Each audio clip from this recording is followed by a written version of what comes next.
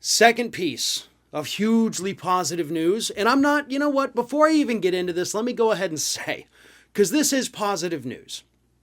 All over social media, people are glad about it, but saying, go further, and I'm going to talk about that. But the piece of positive news that I want to talk about now is that the Biden administration announced on Wednesday they were going to extend the student loan debt repayment deadline. Meaning, instead of payments resuming on February 1st, they are now set to resume on May 1st. They have kicked it back 90 days, giving people more time, I guess, to make adjustments, whatever it is.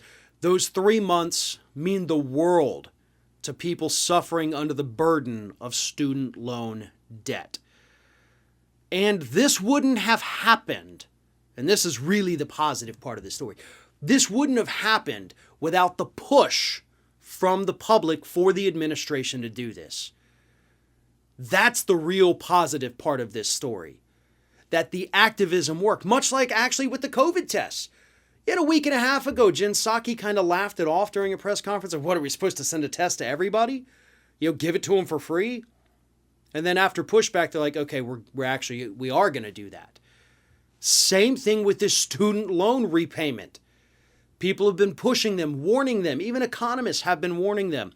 You're about to deal a major blow to the economy, taking out roughly $85 billion from it when these payments restart. Is that where you want to be in an election year? Tanking your own economy, putting hardship on your voters?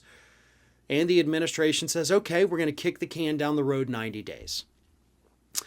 So now it comes to the other part of it, right? Cancellation.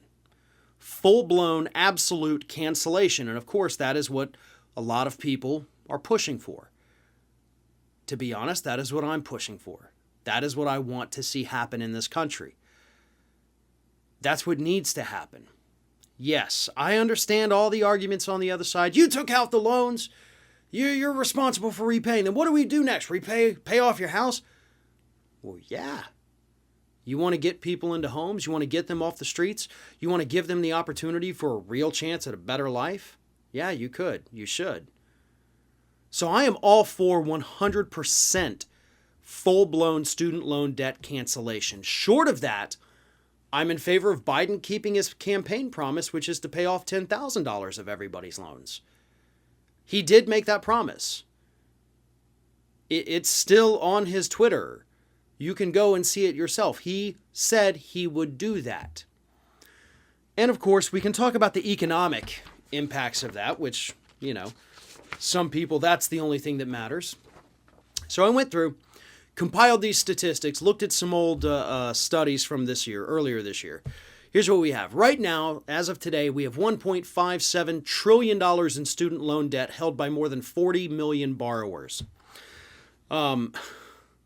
The Livy Economic Institute of Bard College used data from 2016, and they found that cancellation of the outstanding student loan debt would translate to an increase of $86 billion to $108 billion on average per year to our gross domestic product here in the United States. Information from just a couple months ago, this is actually from the Federal Reserve, says that those payments are averaging $200 to $300 per month. That's the average. Some people pay less, some people pay more, but that's what we're looking at. So a full cancellation, not just $10,000, although $10,000 would cancel debt for millions of people. You're talking about giving them an extra $200 to $300 per month, which is what they've had during the pandemic. That, for a lot of people, that's like an extra paycheck. And do you know what people do with that money? Well, we know, because the analysis also came out this week, along with the child tax credit. They're using it to pay off other debts. Some people are actually able to put some of it in savings. They're using it to pay medical bills. They're using it to pay housing expenses. They're using it to buy food. They're using it on car repairs, which is something that a lot of people tend to overlook as a major factor. When we talk about those studies that show that people can't afford an emergency of $700 or more, a lot of those emergencies either involve an immediate health crisis or an automobile crisis. Car repairs are not cheap. And the cost of all of those continue to go up each and every year. And that becomes a major factor. That takes away somebody's ability to get to and from work, to take their kids to and from school or daycare or whatever it is. So that is a major problem. So $200 to $300 a month, if we had full student loan debt forgiveness, would absolutely be life-changing for these individuals. And we have seen that since March of 2020, when these payments were first paused. So I applaud the administration for listening to the public and pushing this 90 days back. Personally, I want it all canceled. Economically, it should be all canceled.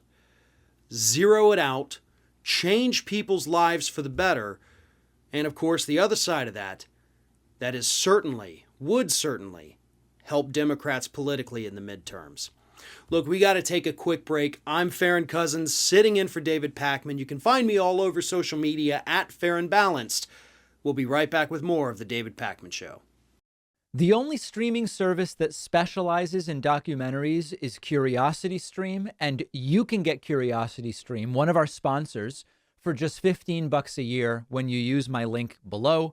This will give you access to the world's best selection of documentary films. There's always so many that you can't get on Netflix, Hulu, or Amazon. I just finished watching a tremendous film, The CEO of Sinaloa, a region of Mexico. It's about El Chapo. Fascinating. CuriosityStream is a must-have if you love documentaries. They always have the best and newest titles. They're always adding new things to the library. And you can watch on all of your devices. They've got documentaries on every topic you can imagine. CuriosityStream is giving my audience 25% off a subscription, making it just $15 a month. Go to curiositystream.com/Pakman. The link is down below.